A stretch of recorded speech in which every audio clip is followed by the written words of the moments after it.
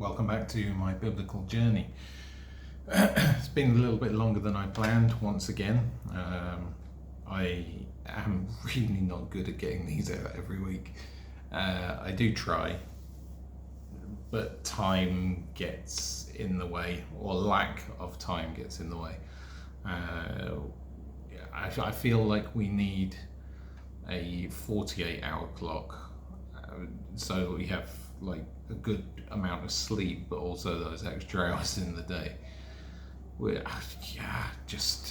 don't know. I don't know how people do it. I don't remember how I used to think when I was younger. Oh, got an hour to play, or got a whole 2 hours to watch a film, and where do you even find the time to do this anymore?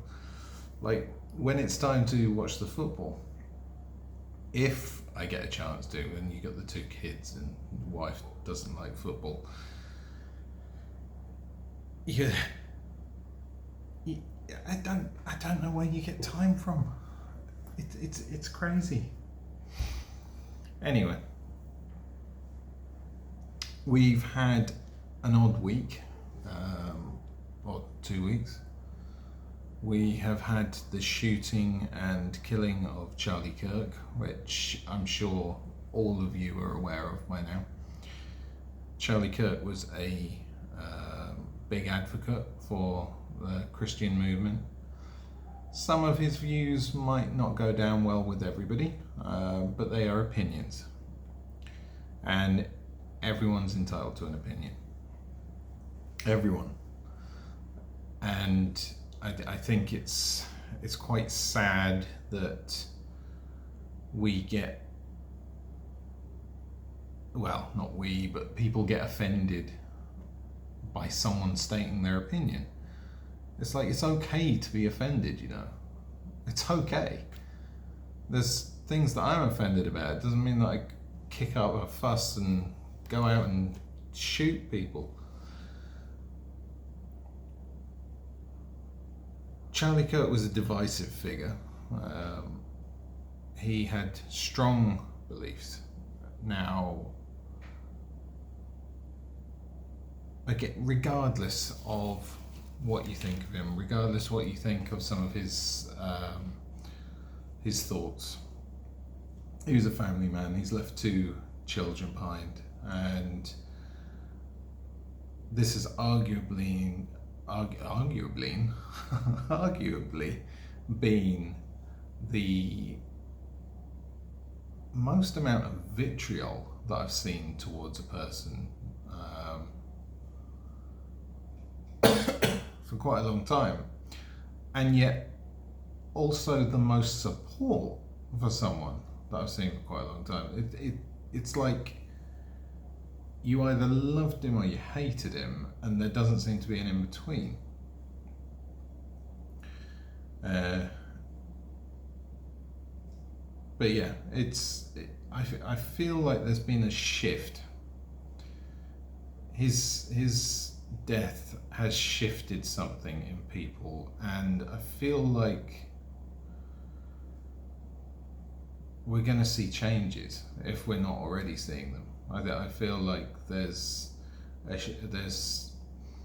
change in the balance. I feel like Christian people are speaking out more and being more vocal, which can only be a good thing, really. I think hiding your beliefs is not something, you shouldn't hide your beliefs. It's like, oh, I don't know how people will react to that. They're your beliefs. If people don't respect it, then they're not the people to be around, I guess.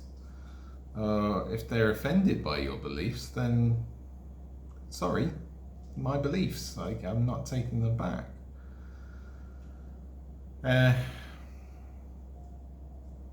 Be positive, be confident, be happy with what you believe in. And I think that is something we need more of. Don't be ashamed of following Christ. Don't be ashamed of the relationship you have with Christ. My relationship's not fantastic. I'm not going to lie. It's like there have been times during my life that I mean, we could talk even years almost, that like the thought of praying was silly to me, or the thought of going to church just churned my guts. It was just, oh no. But you build a relationship with Christ, with God, the Holy Spirit. How you find your way to Him and how you find your way back to Him, it doesn't matter. It's just the fact that you get there.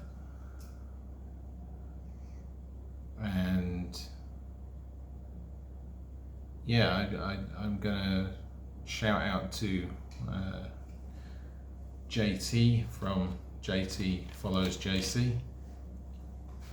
His podcasts helped me find my way back,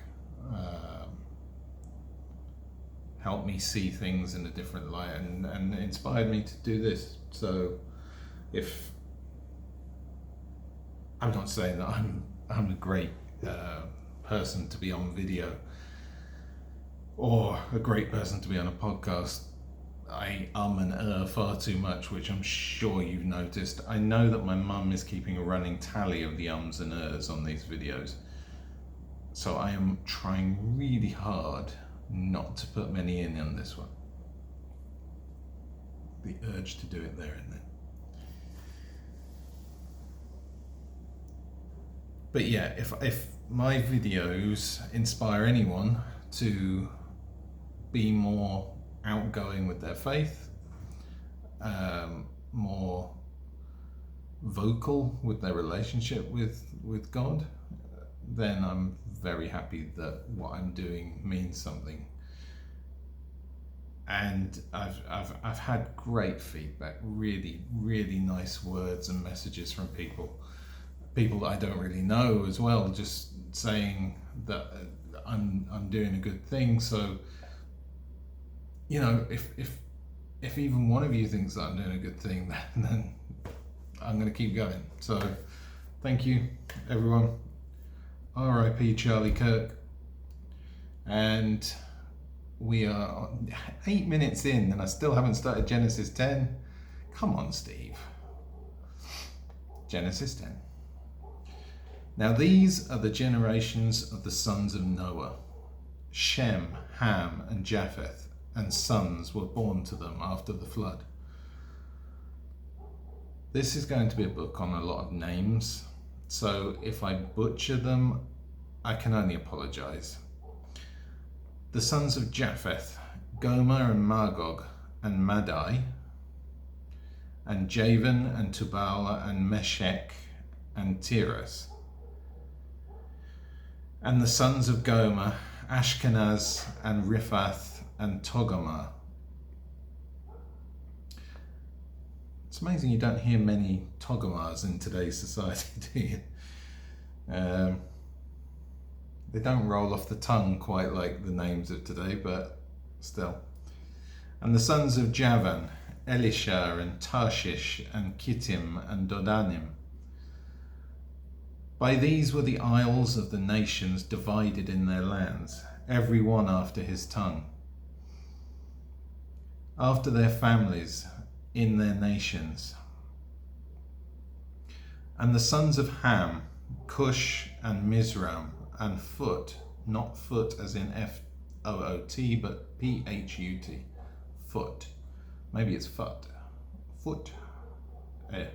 And Canaan. And the sons of Cush, Seba and Havilah and Sabta and Ramah and Sabtaka. And the sons of Ramah, Sheba and Dedan. And Cush begat Nimrod.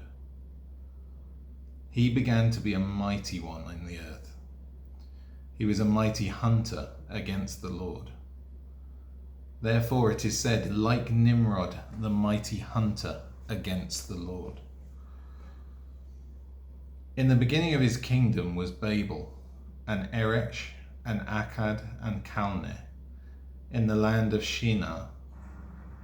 Out of that land he went forth to Assyria, and he built Nineveh, and the city Rehoboth Ir, and Calah, and Resen between Nineveh and Calah, which is a great city. And Mizram begat Ludim, and Anamim, and Lehabim, and Naphtuhim. See what I mean? There's a lot of names, might be butchering them, apologies.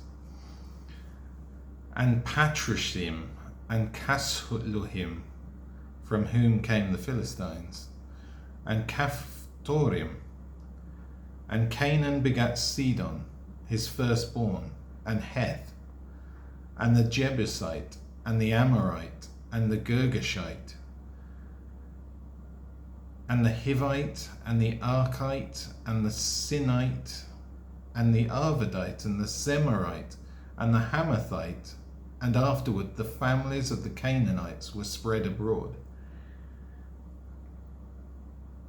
And the border of the Canaanites was from Sidon, as you come to Gerar, to Gaza, as you go in towards Sodom and Gomorrah, and Admah and Zeboim, even to Lasha. These were the sons of Ham, after their families, after their tongues, in their countries and in their nations. And to Shem sons were born, even him, the father of all the sons of Eber, the brother of Japheth the elder. The sons of Shem, Elam and Asher and Arphaxad. Arphaxad. Could be a silent Z, X. Like Xavier, I don't know. And Lud and Aram, I'm sorry. And the sons of Aram, Uz and Hul and Gether and Mash. And Arphaxad begat Salah, and Salah begat Eber, and Eber begat 2 sons. The name of the one was Peleg, for in his day the earth was divided, and his brother's name was Joktan. And Joktan begat Almadad, and Sheleph, and Hazarmaveth, and Jerah, and Hadaram, and Ozal, and Diklah, and Obal, and Abimael, and Sheba, and Ophir, and Havilah, and Jobab. All these were the sons of Joktan. Busy boy. And their dwelling was from Mesha, as you go to Sephar, a mountain of the east.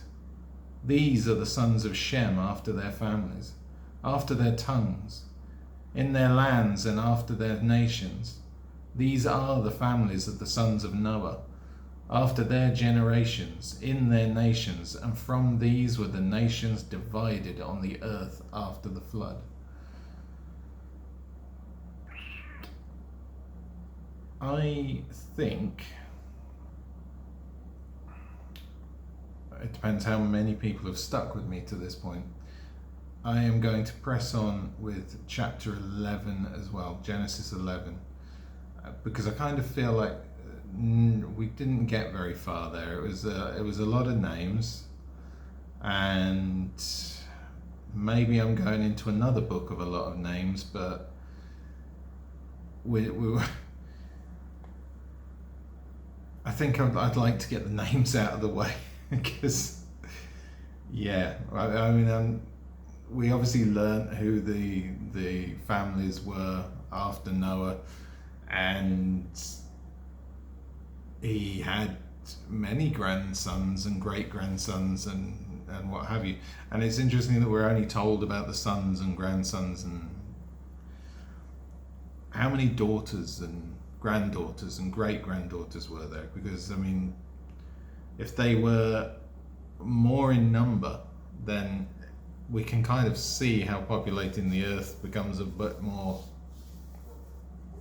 easy to do when you've got so many people. Okay, I'm going to push on with Genesis 11. I'm going to push in the boundaries of the video length a little bit, but let's let's crack on. So Genesis 11. And the whole earth was of one language and one speech. And it came to pass, as they were migrating toward the east, they found a plain in the land of Shinar, and they settled there. And they said to one another, "Come, let us make bricks and burn them thoroughly."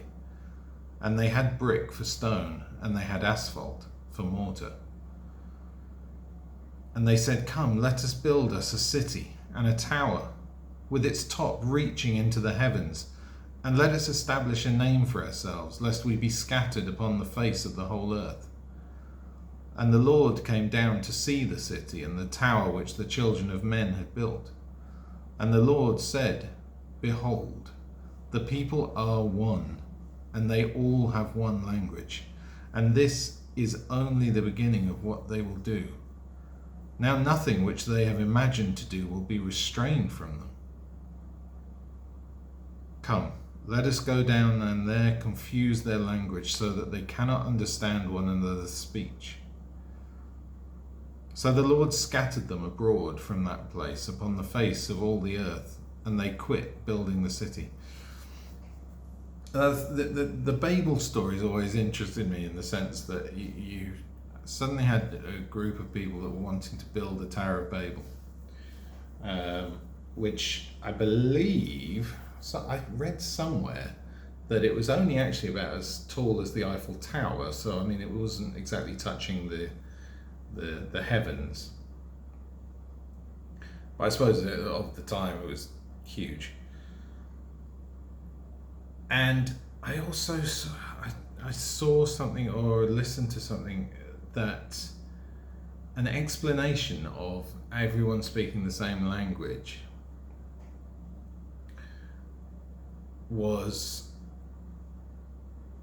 obviously they'd all come from the one family tree, if we go by that narrative, and they would all be speaking the same. But I had also seen that maybe the speech was less speech and more sort of like telepathic. Would also explain that if God took away the telepathic ability, they would need the use for speech, actual speech. So if that was the case, maybe it created different languages. Or we take it for what is said, and God changed how people spoke, so that some understood each other and others didn't. Maybe even splitting it amongst the generations of Ham and Japheth and what have you, like each family tree given different language. I don't know. We can consider and think about it all we like, but until we get a chance to talk to God, I don't think we're going to know the answer to that one. So the Lord scattered them abroad from that place upon the face of all the earth, and they quit building the city. Therefore the name of it is called Babel, because the Lord confused the language of all the earth there, and from there the Lord scattered them abroad upon the face of all the earth. I've noticed that in these paragraphs, they very often repeat the previous paragraph. I don't know whether that's intentional or maybe it's to drum it in or what. It's always been a bit of a strange one. But anyway, these are the generations of Shem. Shem was 100 years old and begat Arphaxad. That's that name again. 2 years after the flood. And after he begat Arphaxad, Shem lived 500 years, and he begat sons and daughters. And Arphaxad lived 35 years and begat Salah. And after he begat Salah, Arphaxad lived 403 years, and he begat sons and daughters. And Salah lived 30 years and begat Eber. And after he begat Eber, Salah lived 403 years, And he begat sons and daughters, and Eber lived 34 years and begat Peleg. And after he begat Peleg, Eber lived 430 years, and he begat sons and daughters. And Peleg lived 30 years and begat Reu. After he begat Reu, Peleg lived 209 years, and he begat sons and daughters. And Reu lived 32 years and begat Serug. And after he begat Serug, Reu lived 207 years, and he begat sons and daughters. And Serug lived 30 years and begat Nahor. And after he begat Nahor, Serug lived 200 years, and he begat sons and daughters. And Nahor lived 29 years and begat Terah. See, this is why I wanted to go through this. There's a lot of names. I don't know if anyone's going to remember what I've read. I don't know if I'm going to remember what I've read. But it's a big family tree. And after he begat Terah, Nahor lived 119 years, and he begat sons and daughters. And Terah lived 70 years and begat Abram, Nahor, and Haran. Now these are the generations of Terah. Terah begat Abram, Nahor, and Haran. And Haran begat Lot. And Haran died in the presence of his father Terah, in the land of his birth, in Ur of the Chaldeans. And Abram and Nahor took wives for themselves. The name of Abram's wife was Sarai, and the name of Nahor's wife Milcah, the daughter of Haran, the father of Milcah, and the father of Ishka. But Sarai was barren, she had no child. And Terah took Abram his son, and Lot, the son of Haran, his grandson, and Sarai his daughter-in-law, his son Abram's wife. And he went forth with them from Ur of the Chaldees, to go into the land of Canaan. And they came to Haran and lived there. And the days of Terah were 205 years, and Terah died in Haran. And that is the end of chapter 11. So, yeah, a lot of names. And I think a lot of condensing everything that really goes on in that period, because we don't know what was going on in that time.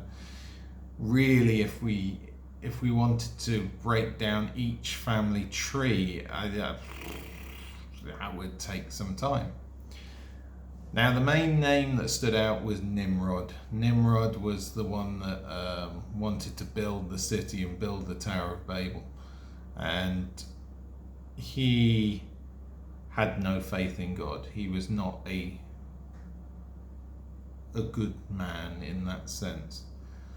He was a mighty man. He was all about humanity. I have to look more into Nimrod, because I've seen quite a few things where Nimrod is considered like the first, almost like the first Antichrist, because of his lack of faith in God. Nimrod. Thing is, if I look up Nimrod, I'm probably going to get the Sentinel from the X-Men comics. Nimrod in the Bible, that would help. Yeah, Nimrod is a significant figure in the Bible, primarily mentioned in Genesis. He's described as a mighty hunter and a king, often associated with rebellion against God. Nimrod's introduced as the son of Cush and is noted for his prowess as a hunter. He established a kingdom that included Babel, Erech, Akkad, and Calneh in Shinar. Although not named directly, Nimrod is often linked to the Tower of Babel, symbolizing humanity's attempt to reach the heavens and defy God. Over time, Nimrod has come to symbolize tyranny and defiance against divine authority and various interpretations. Some Jewish texts portray him as a tyrant who opposed Abraham. In Christian thought, he's often seen as a precursor to those who oppose God's will, the Antichrist and that sort of thing.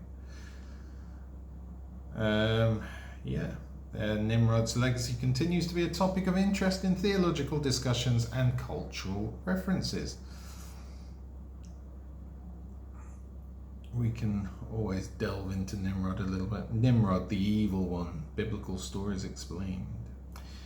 Yeah, so we have a little history there of what happened after the flood. It's very vague. I think there's a lot more books than that outside of the Bible which helps explain some of what happens in that time. This is something that I want to do, and that's like I'm doing with the Book of Enoch series. I want to delve and find out more about individuals and how they affected everything, really, and how they still affect things today. So yeah. Anyway, guys, I am absolutely shattered. I barely had any sleep last night. So there was a you can count that, mum. I am going to go get some sleep. I'm going to upload this video first and change a few things. And yeah, have a great week or a couple of days if you join me for the next Book of Enoch chapter. And take care of yourselves, and may God bless you all. Bye bye.